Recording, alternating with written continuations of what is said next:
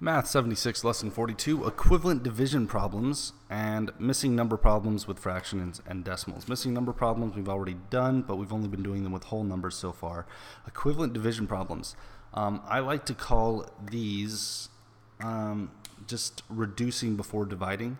That's essentially what's happening. If you remember, I've been hopefully reiterating to you guys the phrase that fractions are the same as division.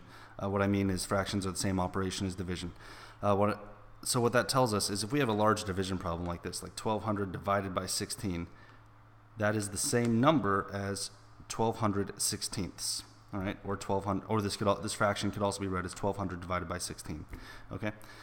Now, what they mean by equivalent division problems is they're saying that you could take this division problem and it is the exact same problem as 600 divided by 8. They're saying that these two problems are the same problem. Some of you are thinking like, no, that's not right, the numbers are different. The reason why is because of this fraction identity and this close link that fractions have to the idea of division. And if you remember, if we have a fraction like this, we can reduce it, correct? So we see both of these numbers are divisible by 2. So if we take this fraction and we divide it by 2 in the numerator and the denominator, the numerator, when we divide it by 2, 2 goes into 12 6 times, and then the zeros will just be 0. Or really quickly, I could just tell you that 1200 divided by 2 is going to equal 600. And then 16 divided by 2 equals 8. So if we reduce this fraction by 2, we end up getting 600 over 8, which could also be read as a division problem 600 divided by 8. So that's what they mean by equivalent division problems. You can take a division problem, and as long as you can divide the dividend and the divisor evenly by the same number, like what we did here, the new problem or the new numbers you get form the exact same problem, and you'll still get the exact same answer. And I'll go ahead and prove that to you using a calculator for the sake of time on the video. So here I've got a calculator. This is a Texas Instruments 30 series. Unfortunately, if you stay with my math courses, will not be able to use these until geometry or algebra 2. And don't worry about not being able to. You really don't need them until then anyway. I do most of my math without a calculator, as you'll see in the following years and also in class. So let's take this first problem, 1200 divided by 6.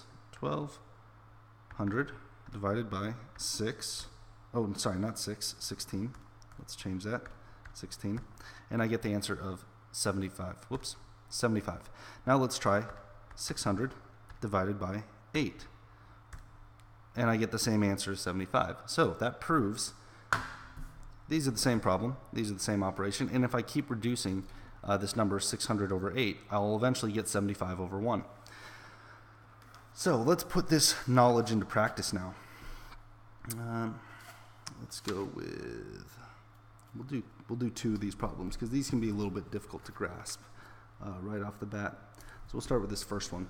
It says, make an equivalent division problem for 5 divided by 1/3 by multiplying both the dividend and the divisor by 3. Then find the quotient. Oh, that's the other thing. I forgot. You can inflate these as well. So not only can you use division to reduce a fraction, just like we learned in our previous lesson by multiplying by 1, you can inflate them or multiply by the same number top and bottom, and you'll still get the same problem. So that's what they're asking us to do here. So right now we've got 5 divided by 1/3, and they want us to multiply both of them by 3 and then find out what the answer is to the division problem. So I'm going to take my problem of 5 divided by 1/3, and I'm going to take 5 and multiply it by 3. So 5 times 3 gives me 15. That's my new dividend, okay? Now my divisor, if I take 3 and I 1/3 and I multiply that by 3, I can't multiply by a whole number, so I turn this whole number into a fraction by putting it over 1, okay? And then 1 times 3 is 3, and 3 times 1 is 3, which gives me the fraction 3 over 3, which is also equal to the number 1. So now what I have is 15 divided by 1. What is 15 divided by 1? Well, it equals 15. Awesome. So our final answer for that one is 15. All right, so not only can we divide quotients by the same number, we can also multiply them by the same number, in this case 3. Now let's try one more, just to make sure that we're getting the concept here. Got to move some sticky notes around, okay?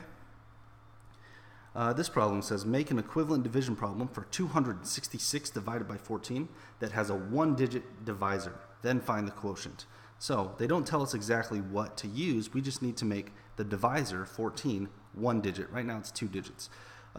So let's go ahead and look at this. We'll put this up here on our paper. So we have 266 divided by 14, and we have to make this 14 one digit. So what number can we divide this 14 by? What's it divisible by? Well, it's divisible by 2 and 7. Those are the factors of 14. So I can either divide by 2 on each number, or I can divide by 7 on each number. Now, remember, the key here is I need my whatever I divide by to go into both of these numbers evenly. And is there any way that I can know that 266 will be divisible by 7? Unfortunately, there's not. We don't have any division rules for the number 7, so the safest bet is to use the number 2, because I know for a fact 2 will go into 14 and 2 will go into 266, and that will still give me a one-digit divisor. So let's go ahead and divide each of these by 2. 14 divided by 2 gives me 7. Okay, so my new divisor is now 7. I'll go ahead and circle that so I don't forget it. And then we'll take 266, we'll divide that by 2. 2 goes into 2 one time. 1 times 2 is 2. Subtract, get 0. Bring down the 6. 2 goes into 6 3 times. 3 times 2 gives me 6. Subtract, I get 0 again. Bring down the last 6. 2 goes into 6 3 times. 3 times 2 gives me 6. And I've got 0, so 133. So my new division problem is now 133 divided by 7. All right. Now let's figure out what the answer to that is, and I'll go ahead and I'll switch back to green so we don't get confused in our colors. So I'll rewrite this as a division algorithm. 133 divided by 7. 7 goes into 13 one time. 1 times 7 is 7. 13 minus 7 gives me 6. I will bring down the 3. 7 goes into 63 9 times. I remember that from my 9 times tables. 9 times 7 is 63, and works out perfectly. So my final answer is 19. So that's how we would rewrite division problems, and it's very similar to reducing a fraction. Now let's talk about missing number problems with fractions and decimals. So what they mean by missing number problems is they're talking about stuff like this, where we had problems that said, you know, like 7 plus n equals 13, right? And then we'd have to figure out what the missing number was. In this case, the missing number is 6. So I know that if I take 13 and I subtract 7, I get 6, so the missing number has to be 6. So it's that kind of logic. However, we're not going to be using whole numbers. Excuse me, we're not going to be using whole numbers anymore. Now we're going to be using decimal numbers and fractions and things like that. So let's go ahead and put a few examples down here. Let's start with this one. We have 5 minus d equals 3.2. Decimal number. Oh no. So if you remember, this is a subtraction problem. We have the difference, but we're missing the whatever's being subtracted. I believe it's called the subtrahend. I can't remember. But we're missing the number being subtracted. So if that's the number we're missing, all we have to do is take 5 and subtract the difference instead. So we have our starting point. We're missing the middle amount. We take our starting point, we subtract the difference, and then that'll tell us what the missing number is. So let's go ahead and do that. Let's take 5 minus 3.2, and then we remember whole number minus decimal. We can go ahead and add some placeholder zeros and a decimal point there. We're going to have to regroup this 5 into 4. So now we have 10 tenths minus 2 tenths, which gives me 8 tenths. I bring down my decimal point. 4 minus 3 gives me 1. So now I have 1.8. Okay?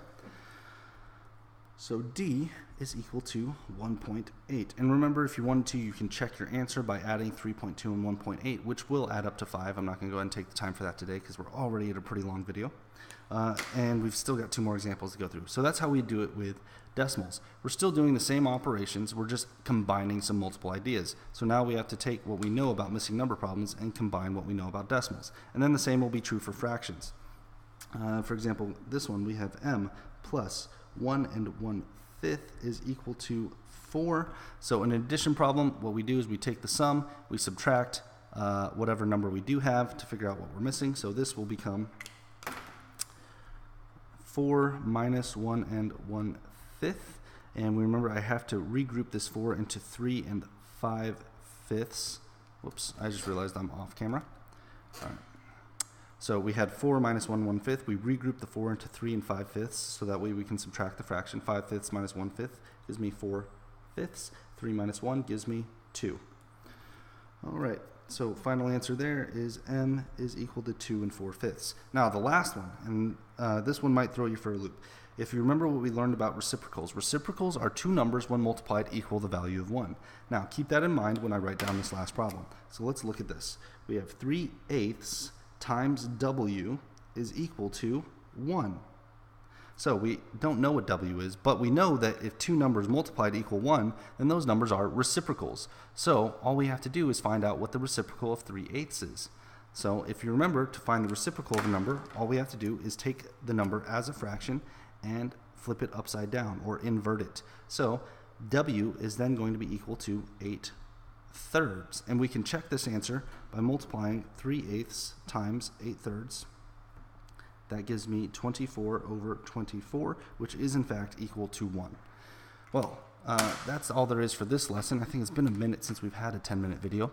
Nevertheless, if you have any questions, let me know on the school website, and I will see you in class.